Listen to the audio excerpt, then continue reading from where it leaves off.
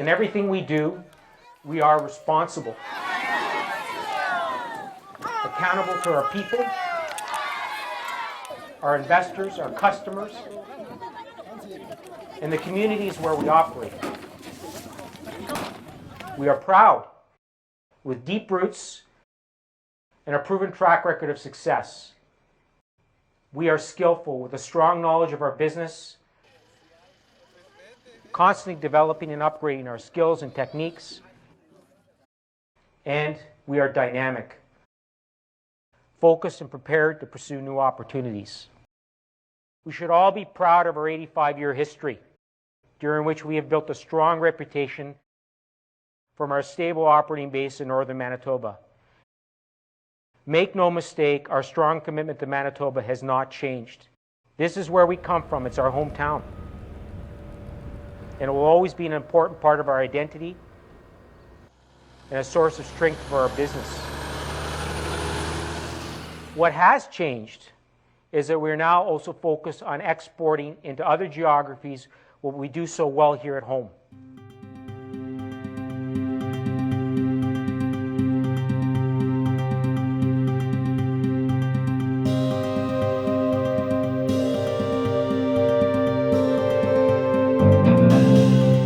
Today is about telling the world who we are, what we stand for, and where we are going. It's also about sending a clear message that we are one company guided by a common mission and shared values, by a successful way of doing business, and by the extraordinary talent and dedication of our people.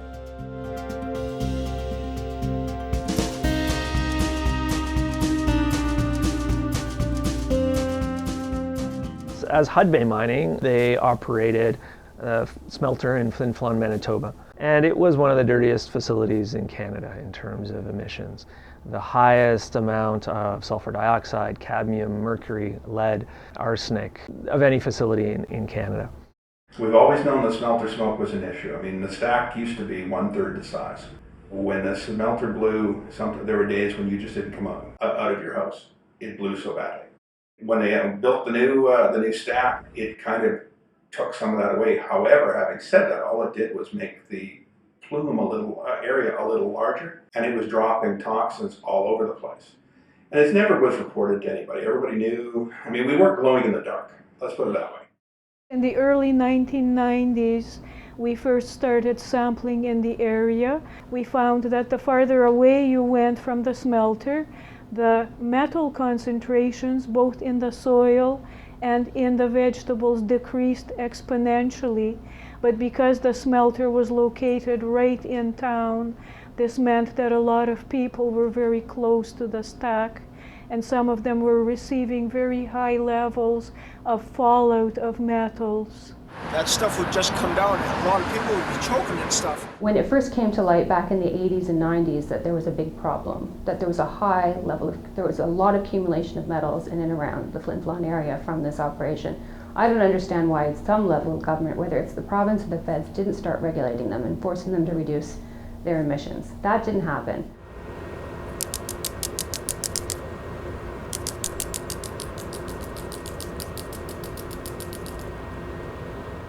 There was a soil study done by Manitoba Conservation back in 2007 that indicated that there was increased metals in the soil. They found that the urine samples for lead levels in the children, it was higher than what would have been anticipated for children in other areas across the country.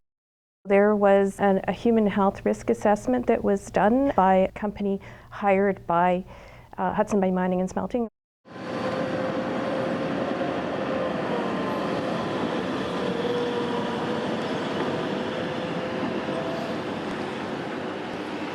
Their conclusions completely did not jive with the actual results.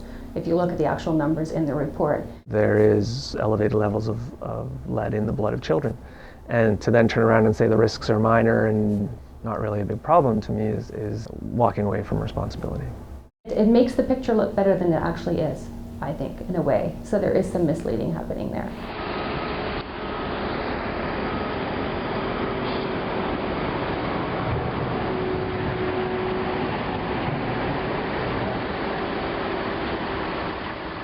The first year, The story came out, nobody in town knew it was happening. The Hudbay kept it quiet. They came to us and said they weren't going to keep it quiet anymore. We'll be the first to know. Unfortunately, we weren't the first to know the next year. And it came out again.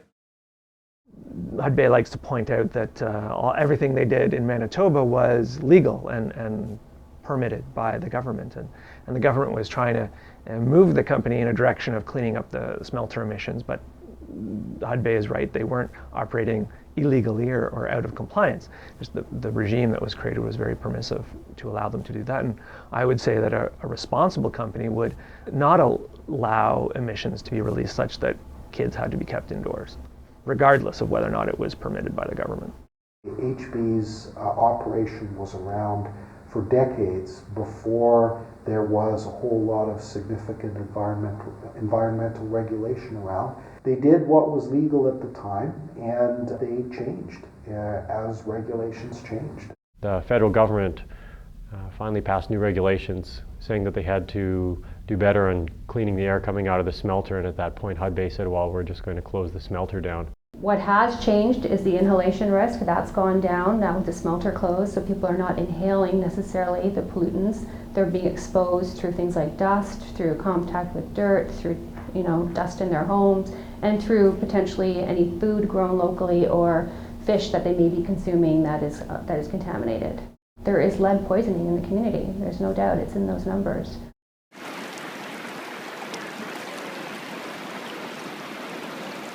What we found was that the Spruce Point mine, which had been closed since about 1992, the remnant water on site there is incredibly toxic. The government and Hudbay had both been saying that this area was cleaned up. So we went back in and revisited the site and took water samples and had them analyzed. The water tests were so clear, 1,000 times more heavy metals in the water than there should be, that Hudbay is, they're not being very truthful about this for certain. Whatever their monitoring process of their old operations, which they should have something more stringent than what they're doing, we had to go on a site to show them that there were problems with their operation.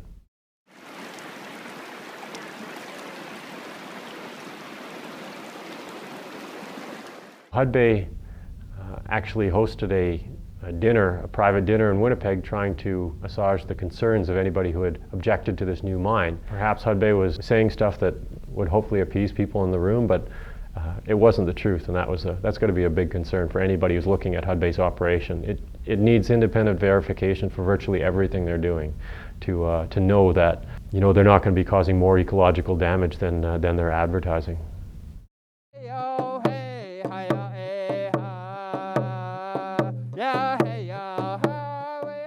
Hudbay's been operating in our ancestral lands for almost 100 years. They've harvested over 160 billion tons of ore from our territory, and they've never offered anything to our community. For instance, the Reed Lake mine is actually in a provincial park. Provincial parks are supposed to be left untouched. They're supposed to be pristine. They're part of conservation and environmentalism, but for whatever reason, the provincial government of the day has allowed this company to open a copper mine right in some of the most important waterways in northern Manitoba. I issued stop work orders based on our sovereignty, that if they're not willing to deal with us in a meaningful way, then they shouldn't be doing any work, right? The project shouldn't start if you hadn't completed your discussions or your negotiations. As we got to the sites, for whatever reason, the company shut their gates. We literally sat out there for at least 3 hours before somebody even came out to talk to us to see what we were doing or what we were up to. They decided to file a court injunction against myself and all of the people of my nation. Not initially, their injunction was anywhere that Hudbay had an interest, we couldn't go. Hudbay has an interest in almost 90% of my territory. And also, it's a $400 million lawsuit. They claim that was the amount of money that they had lost in productivity that day. It's completely unacceptable that on the one hand we're told we need to respect the rule of law, but in the same breath we're bending rules for big business and corporations.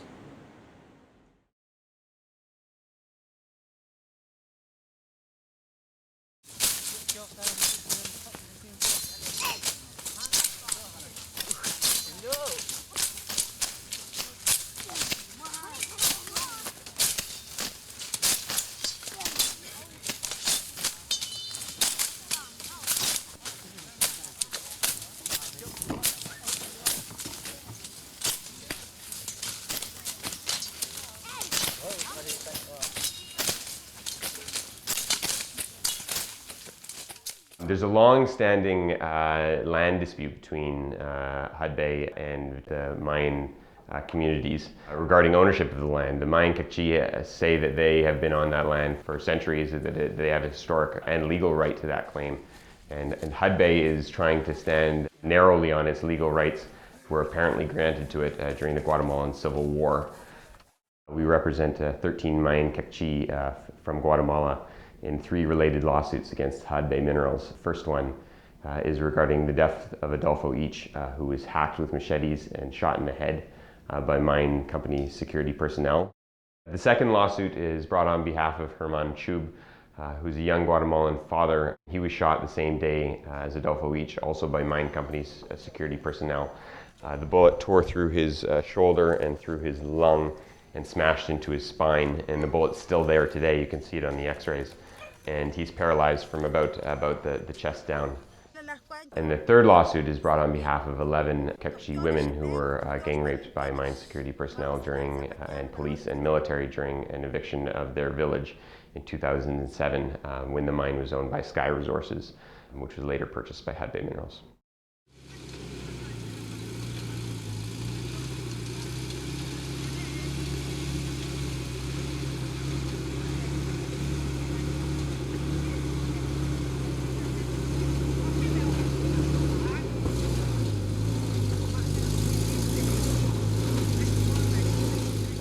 There were 2 evictions of the community of Lote Ocho, which is where our clients are based. The first one was in January 10th, and the second one was on January 17th. And after the first eviction, the community moved back, started to rebuild their homes, rebuild their community. Despite the fact that Sky knew that the previous evictions in other communities had been violent, it involved houses being burnt down, they still pushed forward for a second eviction immediately. During that second eviction, there were hundreds of men with guns from security forces, military, police that arrived in the village. They arrived in the early evening when a lot of the men were still in their fields, and our clients were surrounded by the men with guns, and all of them, all 11, were gang raped.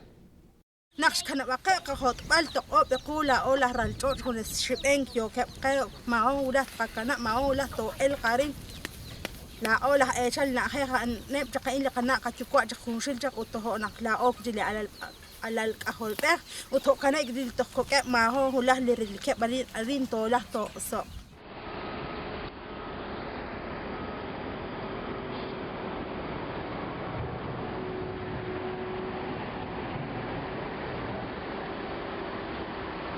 The previous mining company, Sky Resources, had instituted a number of evictions of mining communities.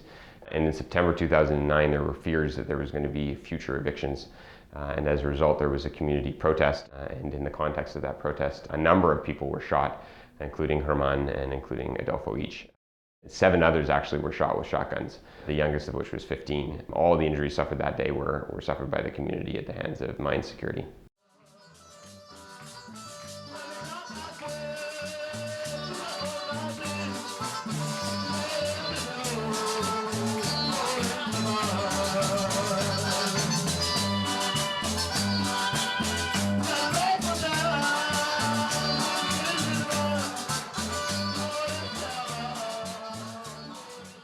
Estoy tan tranquila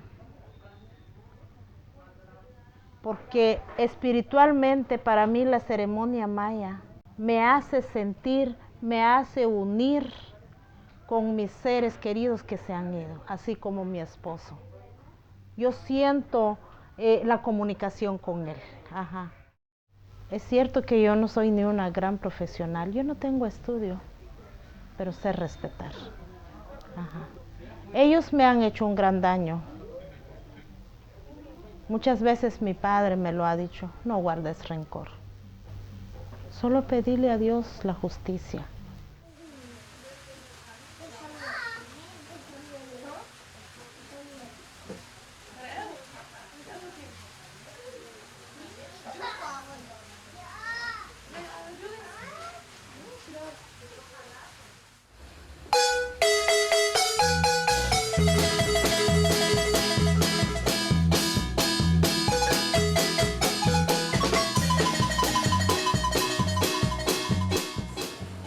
La música me hace, a mí, en mi persona, me hace sentir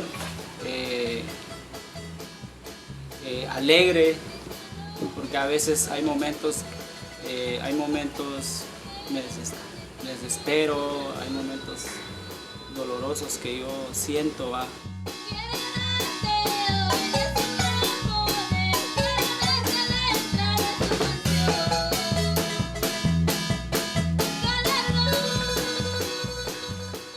No, me dijeron, no podemos operarte.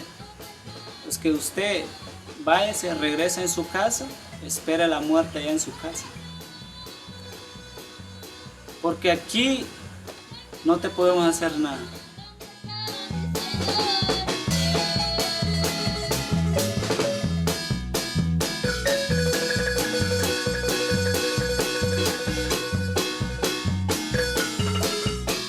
No tengo miedo de decir la verdad.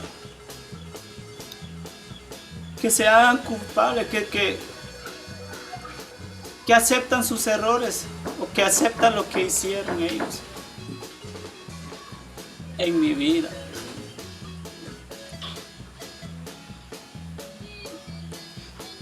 Yo tengo que luchar.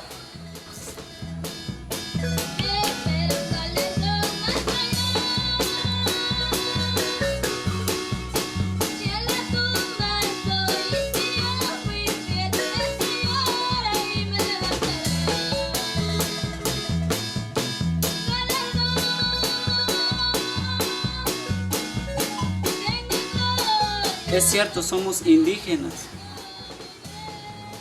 pero podemos hablar, podemos buscar justicia para salir adelante.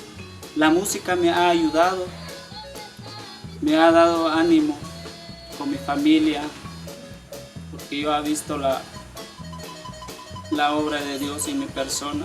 Por Dios estoy vivo todavía.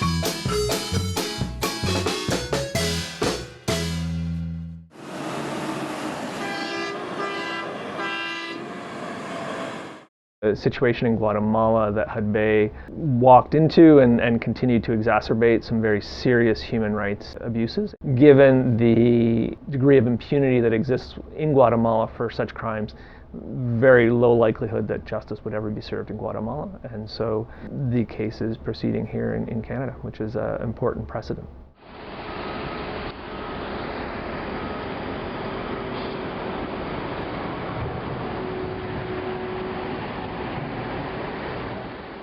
We thank you, everyone who's here. We thank the media and everyone who's supporting us for this struggle that we're going through. Muchas veces me pregunto si ustedes, los accionistas y los dueños de Hudbay, saben lo que nos pasó a nosotros en Guatemala. Me pregunto, ¿se les ha dicho la verdad? Me pregunto si les parece bien ser dueños de una empresa que niega el daño que hemos sufrido y no hace nada para repararlos. Mi pregunta para ustedes es, ¿reconocerán los daños que sufrimos? Yo, Rosa Elvira, y las 11 mujeres, Germa y nuestra familia, nuestras comunidades. ¿Y qué harán para reparar esos daños? I wonder if you, the shareholders, the owners of Hudbay. I reiterate, those allegations are absolutely without basis. We deny them categorically.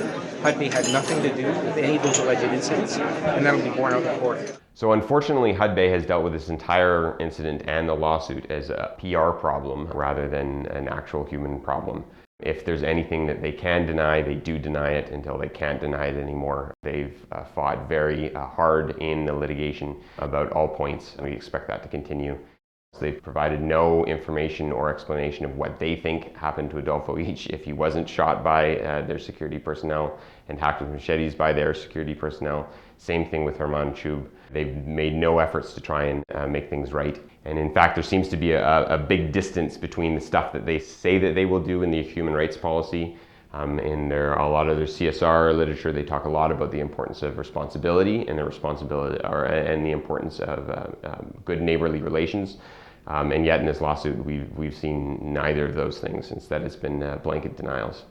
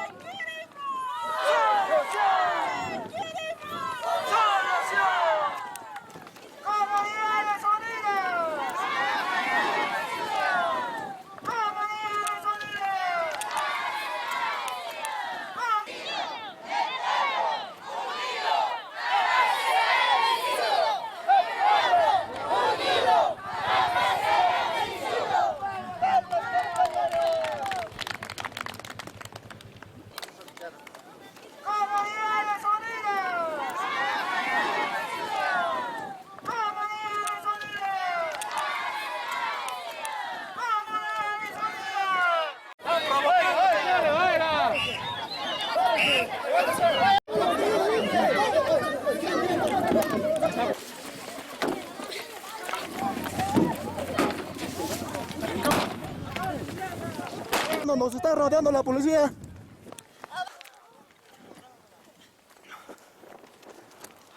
Yo pido que retire Hudbay inmediatamente sus cosas y que se vaya a Canadá. No queremos en otro cargo. No queremos para que mate a nuestros hijos así, no.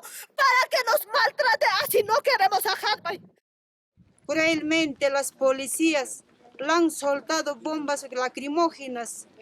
Lo han agarrado puñete, patada, lo han maltratado a las señoras que tienen bebés, a las señoras de mayores de edad, a las señoras gestantes. No han respetado los derechos humanos. There's been 250 people that have been killed in connection with protests around mining projects and other social environmental conflicts in Peru just in the last 8 years. Over 1,000 that have been injured, hundreds that are criminalized. So communities are in tremendously unfavorable situation to have their concerns, very legitimate and important concerns, heard, because they're the ones that are going to bear the brunt of the very long-term impacts that a huge open pit copper project is going to have on their lives. It's going to transform those communities forever, socially, economically, environmentally, you name it.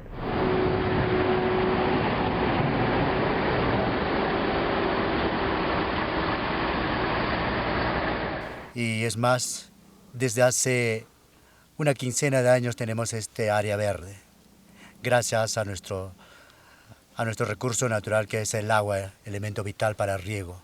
En varias oportunidades nosotros hemos sido campeón en cuanto a la ganadería y mejoramiento genético y en productos lácteos, acá en Uchucarco.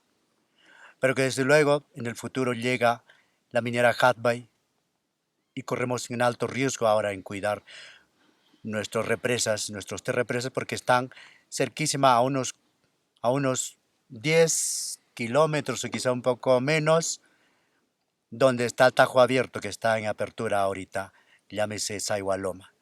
Estas 3 lagunas corren el alto riesgo para el futuro.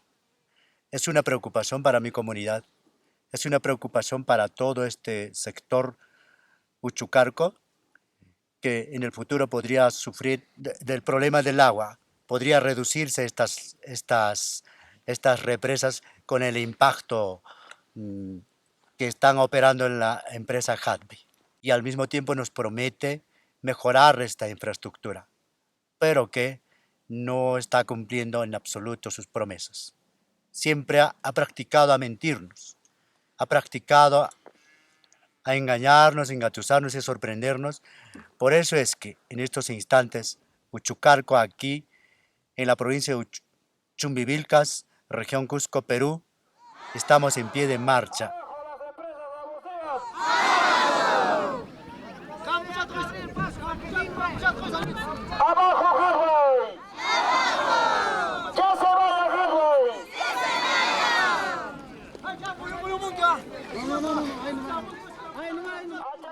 Peru's gone through the last 20 years of sort of progressive neoliberal deregulation in the mining and environmental sectors, and that leaves communities with very little protection.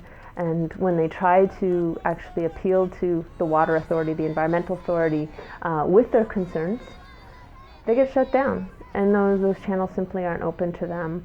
And so their only recourse tends to be to protest, take the site of the mine as they did in November to try to renegotiate, try to leverage change, and that's in effect putting their lives on the line. Entonces, por lo tanto, nosotros estamos rechazando rotundamente por el incumplimiento, reclamando nuestros justos derechos, porque nos tiene que respetar nuestros derechos, porque ha vulnerado a la comunidad, nos ha dividido a la comunidad, ofreciendo falsos compromisos. Entonces, por eso nosotros acá estamos en nuestro terreno, en pie de lucha hasta conseguir nuestro objetivo, hasta que nos digan, este es mi compromiso, pero si no se cumple, nosotros realizaremos nuestra lucha. And what Uchucarco was speaking about was all the failures in compliance with that agreement, social and environmental clauses that hadn't been lived up to, and that they were ready to rescind the agreement if there wasn't some change. They took the mine site, and there was some repression in the process, and then things sort of de-escalated when they got into dialogue. But those are latent conflicts. They haven't gone away and they haven't been completely resolved. O sea, en el caso del país, específicamente en Perú, la protesta está siendo limitada, ¿no? O sea, hay normas que están, que casi todo termina siendo delito, ¿no? O sea, hacer un ejercicio de la libertad de expresión en la puerta de un campamento es delito, pararse en la carretera es delito. Es un escenario bastante delicado porque, digamos, por las normas que se han modificado en nuestro país, donde la policía puede impactar, disparar directamente en el cuerpo de una persona si es que hay un contexto de conflictividad. O sea, digamos, el conflicto podría escalar y ahí se podría generar individuos muertos, ¿no? Was one of the observations of the Human Rights Mission that went up to the site during the protests was that there was police officers that were wearing company logos that were in and out of the mine site during the course of those events, which raised for me the question about whether or not the company might have a contract with local police, which is something that is permitted under Peruvian law, has been since the 90s, and which is a great concern in terms of how the state security apparatus, the law enforcement apparatus and the justice system have really been diverted and skewed to favor corporate interests. Yo tengo un moretón que está todo verde en mi brazo. Yo les voy a mostrar ante cámaras, la cual yo he sido golpeado por el policía de esta manera. Así, salvajemente, brutalmente. No creo que sean policías del Estado. La empresa Hudbay se ha traído matones del Perú. No es esto, no creo que sean policías estos señores.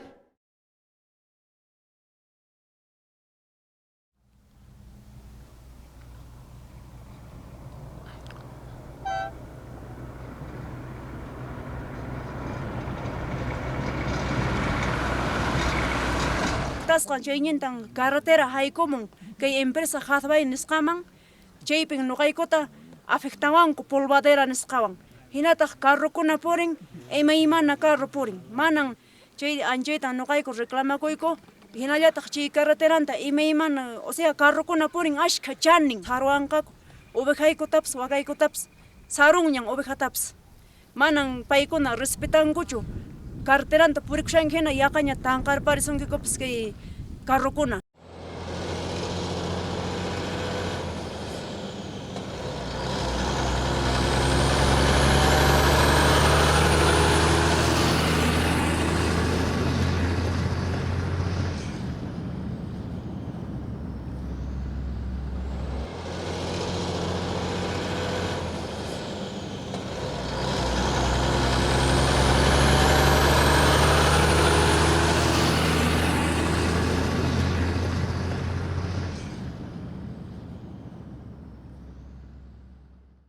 In everything we do, we are responsible.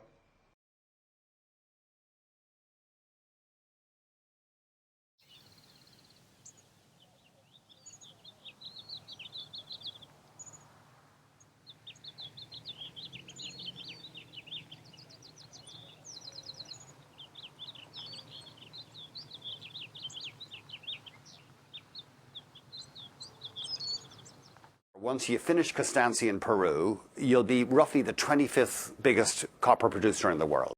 And Rosemont actually brings us up another 10 levels in terms of the world copper producers.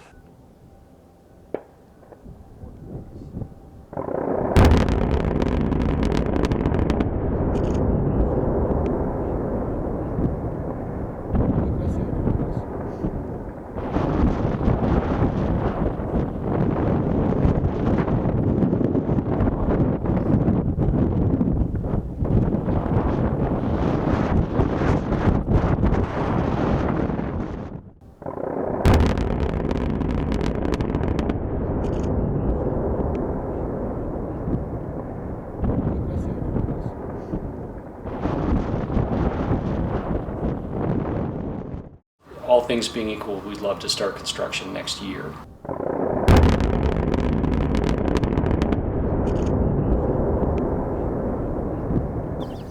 The Rosemont proposal sits square in the middle of the intersection of three major wildlife corridors. Not while I'm in office will I ever cease to be opposed to Santa Rita's becoming an open pit mine.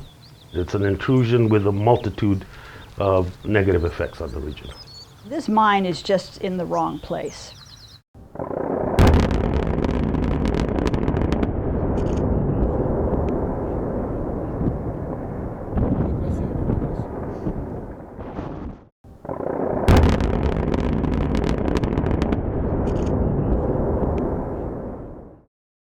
Well, these mountain ranges in southern Arizona and northern Mexico are called Sky Islands, and they are a global biodiversity hotspot. They have such huge differences in elevation and precipitation and vegetation. It's at the crossroads of a couple of different deserts and major continental mountain ranges, and it really lends itself to a lot of niche species, incredibly high level of biodiversity. The Rosemont area was the home to Native American people 1,000 years ago. They're a recreational place that has been used for generations for many people in Tucson. We also are very fortunate to have riparian areas, streams with actual running water in them, which is uncommon in southern Arizona, that they support populations of small, endangered fish. We feel that those would probably be decimated if this mine were to go through. There are aesthetic concerns. Who wants to look up at hundreds of feet of tailings instead of a beautiful mountain ridge? There's the impacts to the telescope that's up there. It's going to make the sky brighter. There's the aesthetic concerns about the road and safety concerns about the highway. There's only one way to get in and out of the Santa Ritas. It's what will happen to our water and our air. This mine is going to have some really serious impacts. It's not just spin when I've tried to present the number one issue that I have a problem with at the Rosemont copper site is certainly water. People in southern Arizona like their potable drinking water. They don't want a trade-off. Why sell tomorrow to pay for today is the opinion of most of the people that I represent. They would diminish the water, drinking water on the west side of the mountains, send the water over, then it gets dirty, gets polluted, and then send that dirty water into these streams where it will, one, undoubtedly destroy the fish population, and what's more, contaminate 20% of our drinking water. So this is not a good deal in any way from a water point of view. So we've committed to putting 105% of the water we withdraw back into the aquifer.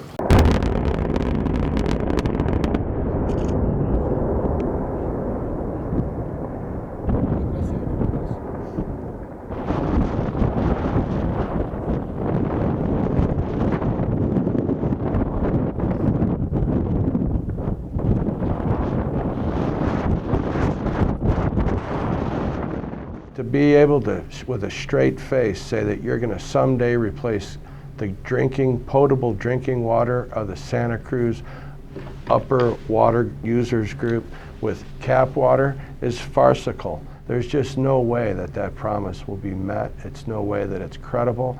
They're going to blast a pit into the ground that's several thousand feet deep. When they go down into that aquifer, they're going to create what's called a cone of depression. It's like sticking a straw into something and just sucking all the water out. That groundwater that would normally go down gradient and discharge into Cienega Creek and support all that habitat there, it's going to be sucked back towards the mine. And even after the mine closes, they're going to leave this big toxic pit lake there, and the evaporation is going to continue drawing water out of that aquifer forever. These are springs that come out of the Santa Ritas. Nobody knows just exactly how that moves through the ground. It's got to go at least 4 or 5 miles to get here through the ground from the mountain range. And in between there is going to be the proposed pit. It would intersect that water before it even reaches this point. And that is what would bring it down. And if it even goes down a foot or two, that's all it takes to dry up the spring. And the spring is what is making this water possible.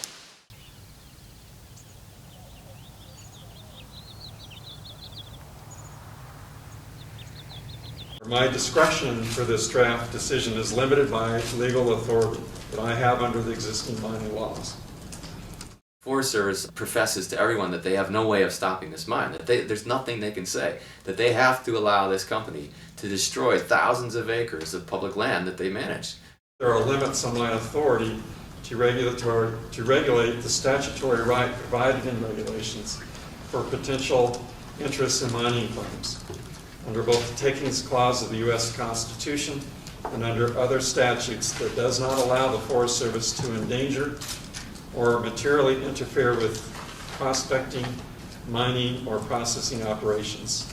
The disappointment has been Forest Service that rather than look at other uses and look at protecting that region, has seen it fit to say, well, we can't say no, so therefore we're going to try to make it work. Philosophically, I think that that's been the problem from the beginning. There's more than a dozen species that are affected by this that are at some level of protection or in the pipeline to be protected under the Endangered Species Act. That includes jaguar, ocelot, fish and frogs that live in Cienega Creek, bird species that rely on the beautiful riparian cottonwood gallery that exists there, plants that live in the Rosemont area. The biggest conflict by far is the jaguar, because there's one in the United States right now, and it lives just about a half mile from where that pit is supposed to be located. So there's no way that the company can avoid harming that animal. At the very least, it's going to destroy its home territory.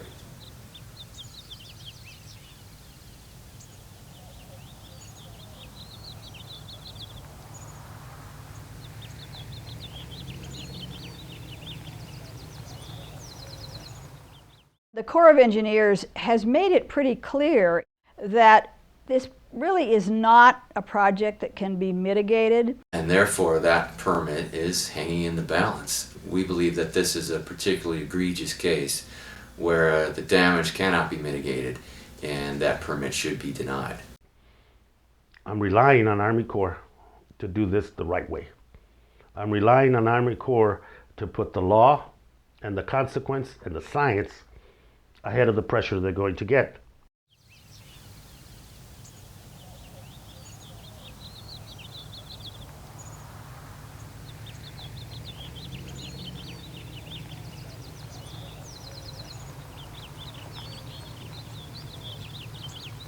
The EPA can veto that decision, and they have made it pretty clear that that's what they would do.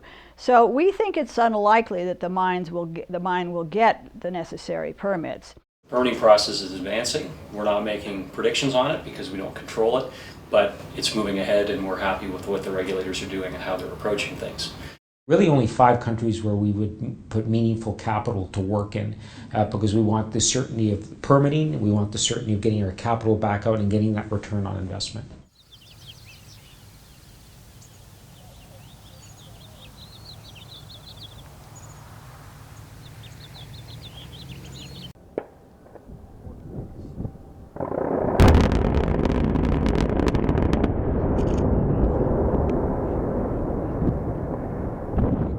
That's a piece of information I would think the average investor would want to have. It is a required permit, and if they don't have that air quality permit, they cannot legally proceed.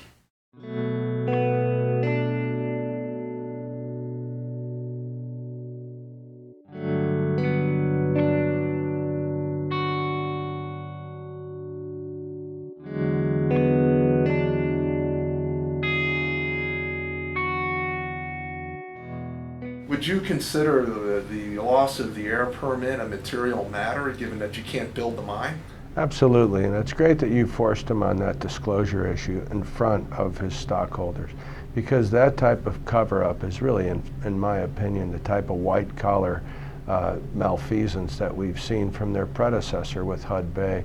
You've had the predecessor being Rosemont Augusta, the same type of non-disclosure to their stockholders.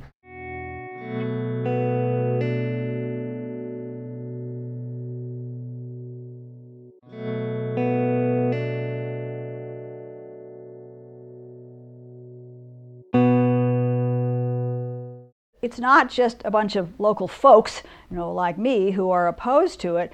We have many governmental entities, the city of Tucson, the Pima counties, and the tribal communities, Tohono O'odham, the Yaqui, are all opposed to it. And our congressman, Raul Grijalva, and our former congressman, Ron Barber, and preceding him, Gabrielle Giffords, have all been opposed to it. So there's a lot of people in powerful places, a lot of elected officials that also understand that this is a really bad idea. We're working to stop them every place that we can. We want to challenge every single one of their permits if we can, because this is too important for us to just give up and give this land away.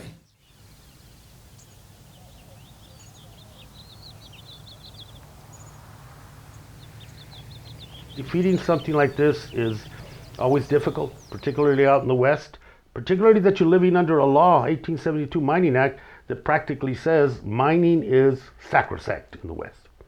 It pays no royalties, its extraction is encouraged, and it limits land use agencies in terms of denial. It was passed in 1872 in the term of President Grant, right after the Civil War. The idea was to open up the West. Well, it certainly did that. Now the West has a whole bunch of competing interests, outdoor recreation. I mean, it's a multi-billion-dollar industry, and it's sustainable. It's not the kind of industry where you have to completely destroy an area in order to make a profit from it. So when you have a company like Rosemont that is willing to spend millions upon millions of dollars, having a law like the 1872 mining law as the vehicle for their effort, yeah, that's one of the core problems, is that law that essentially carte blanche tells mining companies, come and get this.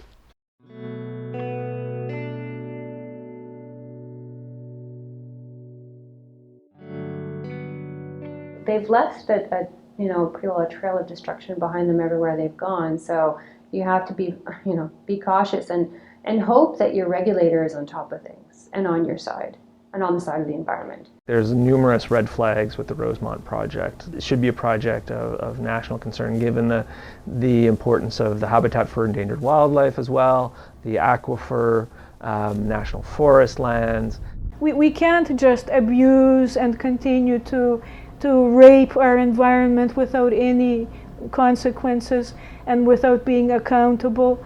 because all of this will come back to haunt us. Maybe not us in our present lifetime, but in future generations. They're going to curse us for our stupidity and our greed.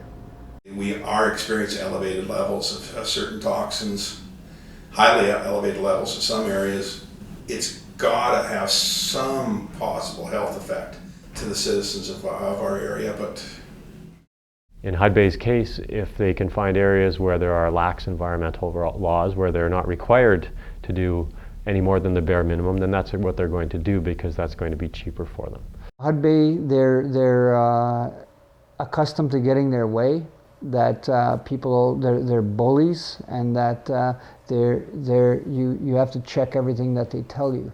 Hudbay has organized itself through a series of subsidiaries. Some of those are based overseas. They organize themselves in that way to avoid paying tax and to avoid liability.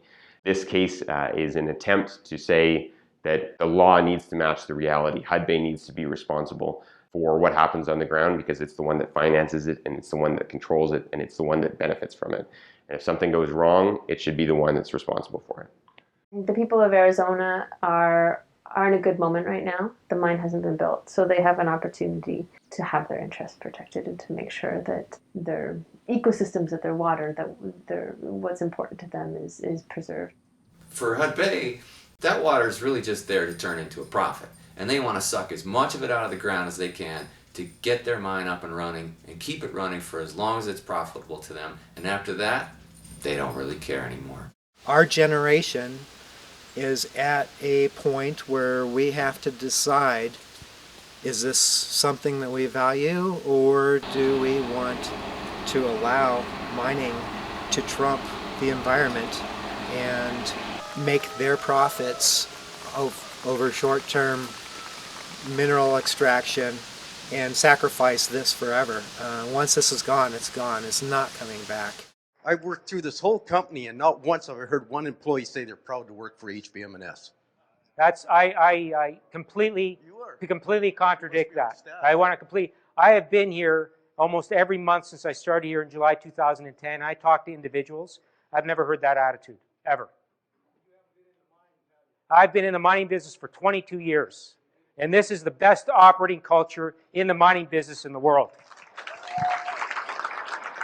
So I don't appreciate that comment in the least. We have a lot to be proud of here.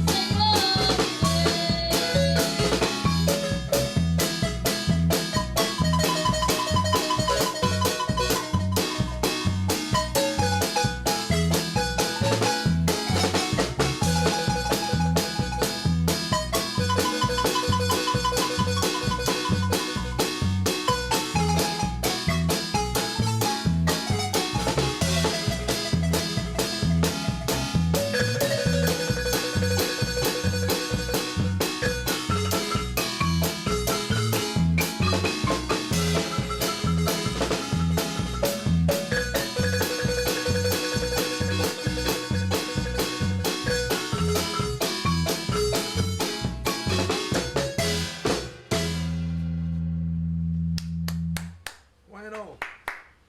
¿Una más? Uno más.